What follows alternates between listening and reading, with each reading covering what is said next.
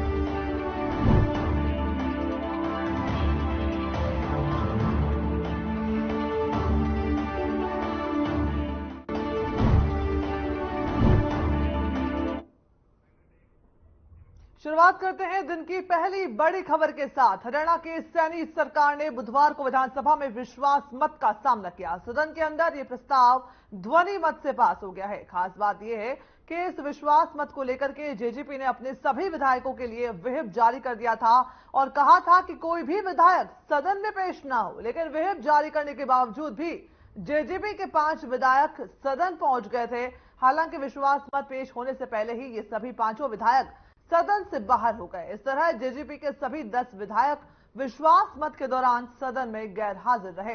वहीं इन सभी के बीच में नायब सरकार के बहुमत परीक्षण का प्रस्ताव ध्वनि मत से पारित किया गया और इसके लिए हरियाणा विधानसभा का एक दिन का विशेष सत्र बुलाया गया था। इसी के साथ हरियाणा विधानसभा के सत्र की कार्यवाही अनिश्चितकाल के लिए स्थगित कर दी गई है। और साथ ही आपको बता दें कि पूर्व मुख्यमंत्री मनोहर लाल ने करनाल विधानसभा सीट से त्याग पत्र दे दिया है और कहा है कि जो भी मेरी नई जिम्मेदारी पार्टी के द्वारा तय की जाएगी वो मैं सुचारू रूप से पूरी करूंगा। साथ ही बता दें कि सीएम सैनी के लिए मनोहर लाल ने करनाल सीट छोड़ दी है। करनाल सीट से नए मुख्यमंत्री नायब सिंह सैनी उपचुनाव लड़ेंगे। फिलहाल वे हरियाणा के कुरुक्षेत्र से सांसद हैं।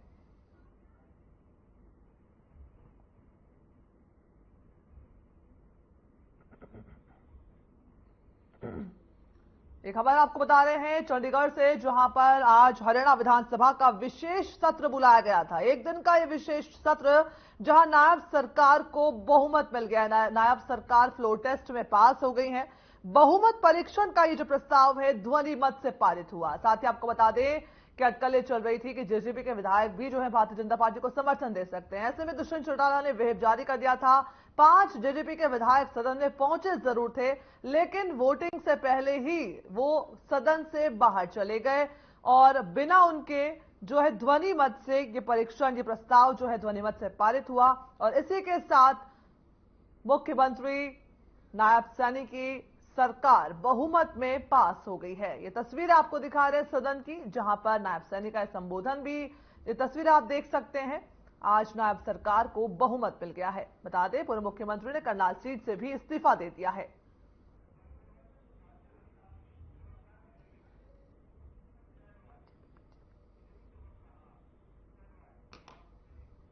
और इस खबर पर हमारे साथ चर्चा के लिए जुड़ गए हैं सत्यव्रत शास्त्री जी, बीजेपी के प्रवक्ता। सर, आपका बहुत बहुत जो है स्वागत है इस खबर में। साथ ही आपसे पूछना चाहेंगे जी सर, ध्वनि मत से जो है प्रस्ताव पास हो गया है, सैनी सरकार बहुमत में पास हो गई, क्या कुछ कहेंगे? तो कहना तो क्या आपने बता दिया जी बिल्कुल। तो हमारी पारिवारिक पार्टी के कारण से जब सीएम बदलता है तो कोई धरती हल्की नहीं है, कोई चर्चा होती नहीं है। सब लोग पारिवारिक दृष्टि से एक साथ आते हैं और पूरा हो जाता है। तो सर, भारतीय जनता पार्टी के द्वारा लोकसभा चुनाव से पहले जो ये नया प्रयोग करके देखा गया और साथ ही सीएम भी जो है वो बदला गया है, तो क्या ये नया प्रयोग जो पार्टी ने किया है, क्या ये लोकसभा चुनाव में जीत निश्चित करेगा? नहीं, देखिए, ये नया प्रयोग नहीं है। संगठन की आवश्यकता में कार्यकर्ताओं का प्रयोग समय समय पर होता रहता है और किन्हीं की आवश्यकताओं पर, किन्हीं के नीचे, इस दृष्टि से ये चीजें होती हैं और ऐसा प्रयोग हम उत्तराखंड में कर चुके हैं। बाकी कई जगह पर वो तो पारिवारिक संगठन है, इसलिए किसी कार्यकर्ता की आवश्यकता कहाँ है उसके अनुसार उसको काम सौंपा जाता है और वो काम भी बखूबी करते हैं। वो इश्यू नहीं बनाते मुझे ये नहीं दिया और वो मैं वहां नहीं जाऊंगा, ये नहीं करूंगा। केंद्रीय नेतृत्व तो निर्णय करता है, उसका सब लोग पालन करते हैं। ये उदाहरण आपने अनेक राज्यों में देखा है और उसी का परिणाम यहाँ भी इसी दृष्टि से देखना चाहिए। जी, सत्यव्रत जी बने रहिए हमारे साथ में। हमारे साथ डॉक्टर टीना परमवीर, कांग्रेस की प्रवक्ता, जुड़ गई हैं। मैम, आपका बहुत बहुत स्वागत है हमारे इस बड़ी खबर के इस खास प्रोग्राम में। आपसे जानना चाहेंगे, सरकार जो है, सैनी सरकार को विश्वास मत मिल गया है, वो बहुमत उन्हें मिल गया है, क्या कुछ कहेंगी आप? जी, नायब साहब को मैं एक बार फिर से बधाई देना चाहती हूँ। लेकिन ये सरकार देखिए सिर्फ बधाई लेने का काम करती है और सिर्फ, लेकिन धरातल पर कोई काम नहीं करती। आप सीएम बदलते रहिए, उससे कुछ फर्क नहीं पड़ेगा। जनता में विश्वास होना चाहिए कि आप जो सत्ता में बैठाया है तो आपने काम कितना किया है। आज अगर नायब जी से या खट्टर साहब से पूछे कि कितना काम किया है, आपके पास आपकी जो रिपोर्ट कार्ड है उसमें आपने कितने काम गिनवा सकते हैं, तो इनके पास नील बटे सन्नाटा होगा, कोई काम नहीं किया। इन 10 सालों में अगर देखा जाए तो किसानों के ऊपर लठ मारने का काम खट्टर साहब ने किया। और मैंने जैसे पहले भी कहा था कि खट्टर साहब आज आत्म मंथन जरूर कर रहे होंगे कि जब वो सत्ता में थे तो उन्होंने कितने काम किए, कोई काम नहीं किया।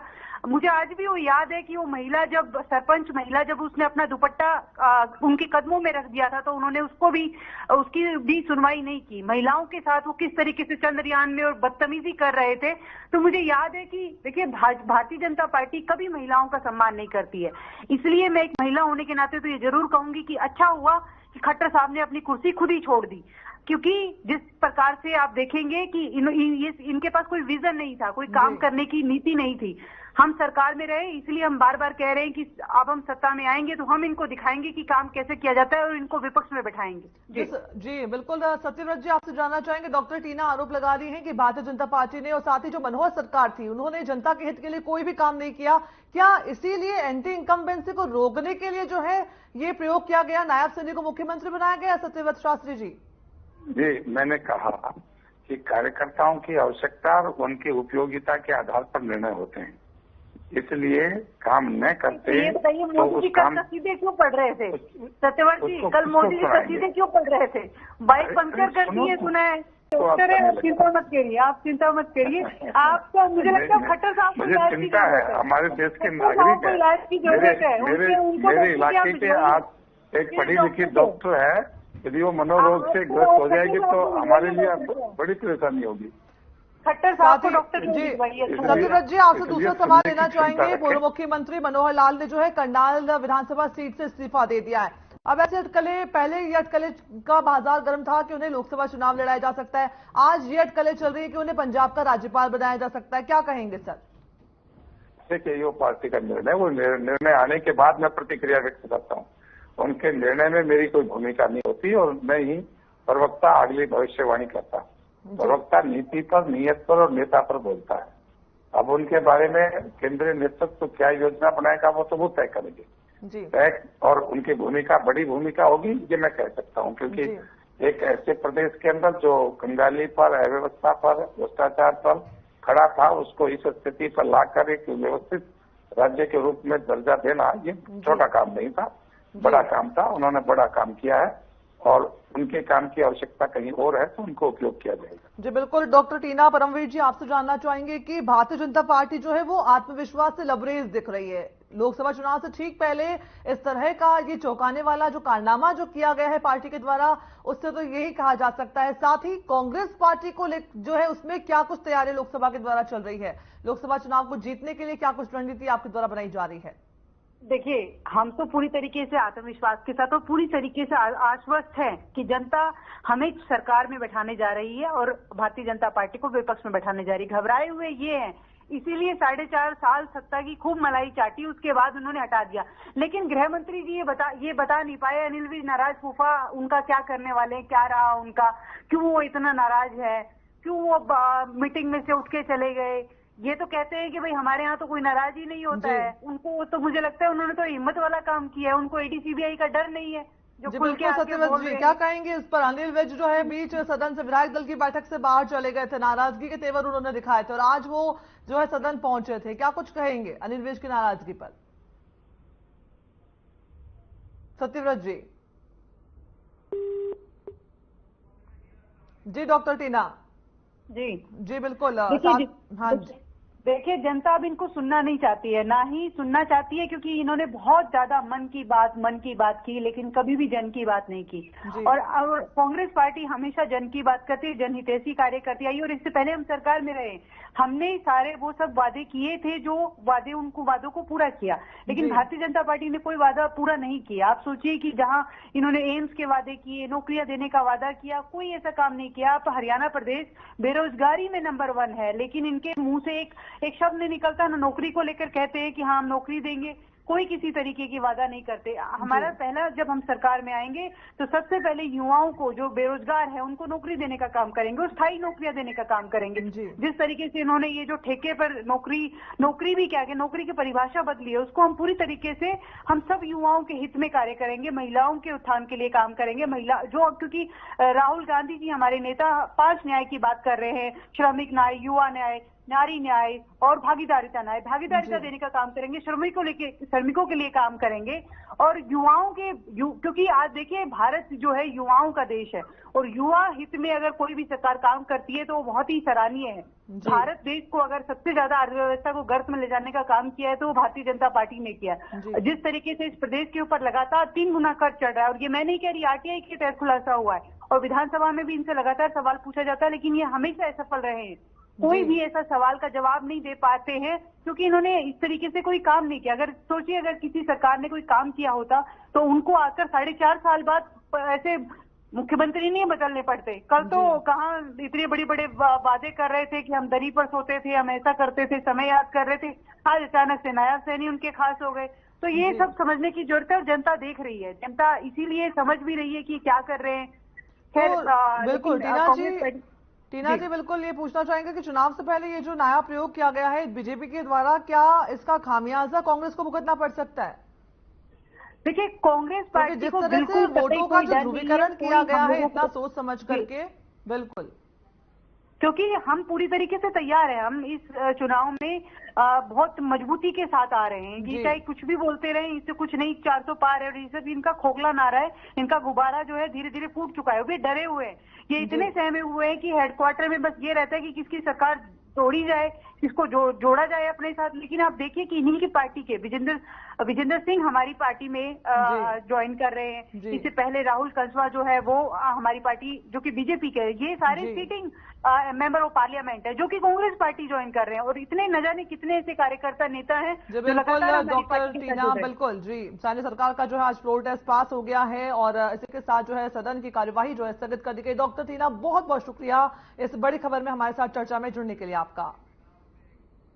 बड़ी खबर में रुक करते हैं अगली बड़ी खबर का, जहां भारतीय जनता पार्टी के राष्ट्रीय सचिव ओम प्रकाश धनखड़ ने चुनाव घोषणा पत्र पर अपना बयान दर्ज किया है। ओम प्रकाश धनखड़ ने पंचकुला में केंद्रीय चुनाव घोषणा पत्र के लिए उद्योगपतियों, व्यवसायियों, दुकानदारों और शहर के मोजेज व्यक्तियों से चर्चा और सुझाव लेने के बाद बयान दिया है।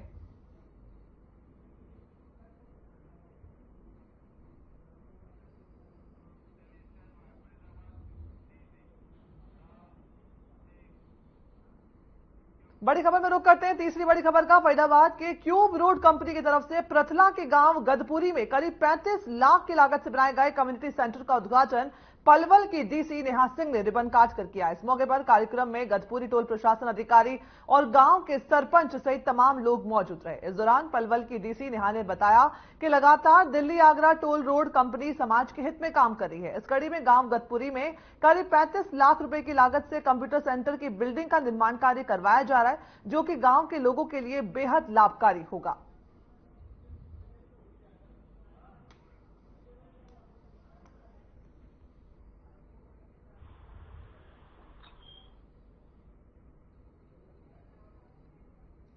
डिस्ट्रिक्ट टास्क फोर्स है जिसकी रेगुलर हम मीटिंग लेते हैं, रेगुलर ड्यूटी मैजिस्ट्रेट्स नियुक्त करते हैं और तोड़ते भी हैं। फिर भी कई बार ये दोबारा भी आ जाती हैं, तो अगर ऐसा जैसे आपने ध्यान पर लाया तो डेफिनेटली हम इसको टेकअप करेंगे और इसके खिलाफ कार्रवाई करेंगे। कहीं भी ऐसा नहीं होना चाहिए। हमारी पूरी कोशिश रहती है कि हम उसके खिलाफ एक्शन लें।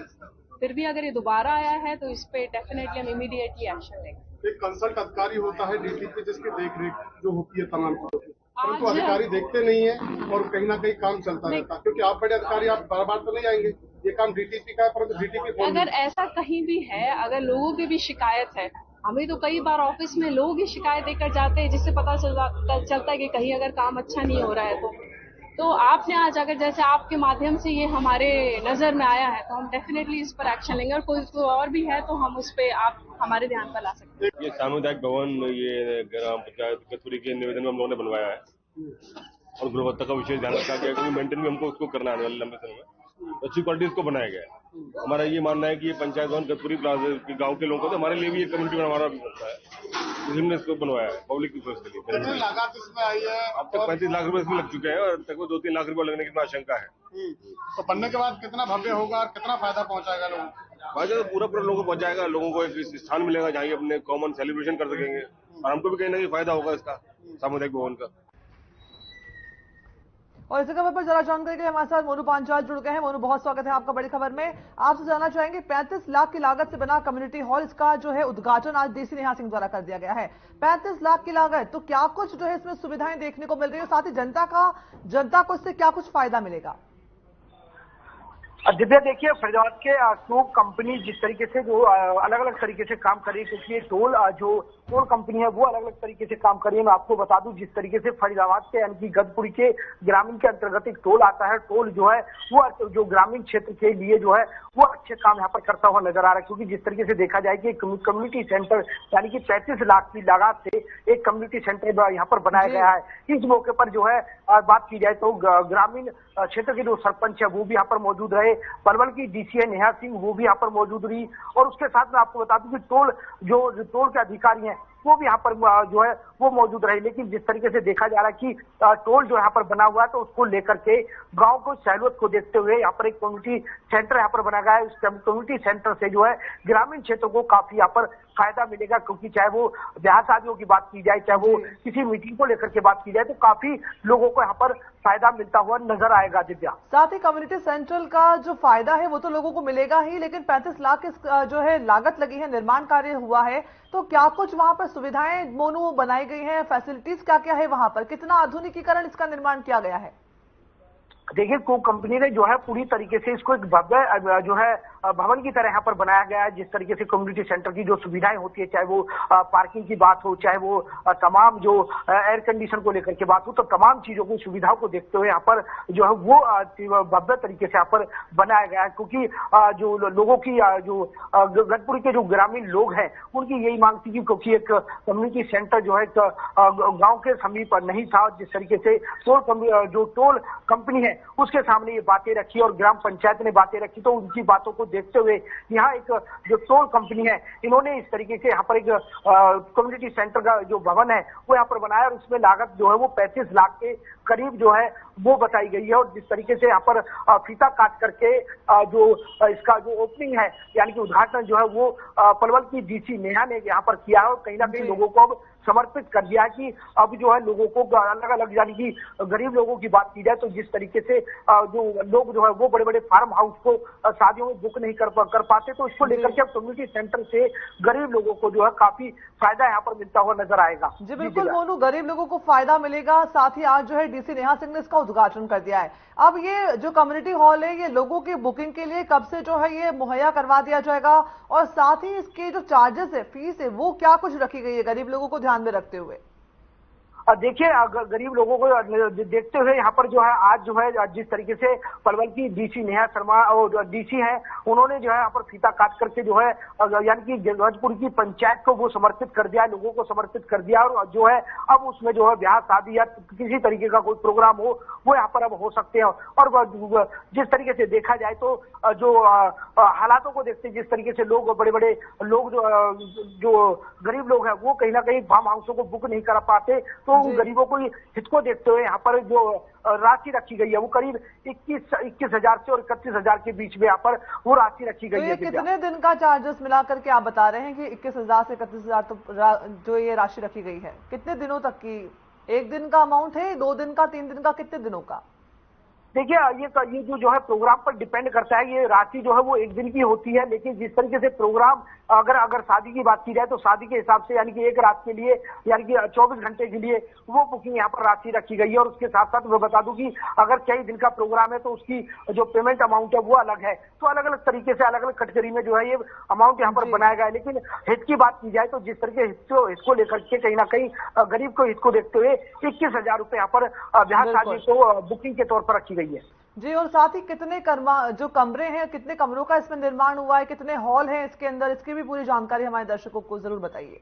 दिव्या देखिए, अगर इसमें कम्युनिटी सेंटर की बात की जाए तो करीब इसमें जो है 4 से 5 कमरे जो है वो इसमें बनाए गए हैं। एक बड़ा जो हॉल है वो यहाँ पर रखा गया है। उसके मैं आपको बता दूं कि जिस तरीके से स्टेज पर जिस तरीके से प्रोग्राम होता है कि स्टेज ऊंचा होता है वो स्टेज भी यहाँ पर बनाया गया है। तो यानी कि पूरी तरीके से आधुनिक व्यवस्थाओं से, क्योंकि लोगों को किसी तरीके की कोई दिक्कत ना हो, पार्किंग को लेकर के हो, चाहे वो स्टेज को लेकर के हो। यहाँ तक कि मैं आपको बताऊं कि जिस तरीके से कहीं प्रोग्राम होते तो उसका किचन यानी कि बड़ा हॉल जो किचन है वो भी यहाँ पर अलग से बनाया गया है। तो तमाम सुविधाओं से जो है क्योंकि लोगों को किसी तरीके की कोई परेशानी ना हो। बिल्कुल मोनू पांचाल जी, बिल्कुल बहुत बहुत शुक्रिया इस चर्चा में हमारे साथ जुड़ने के लिए आपका।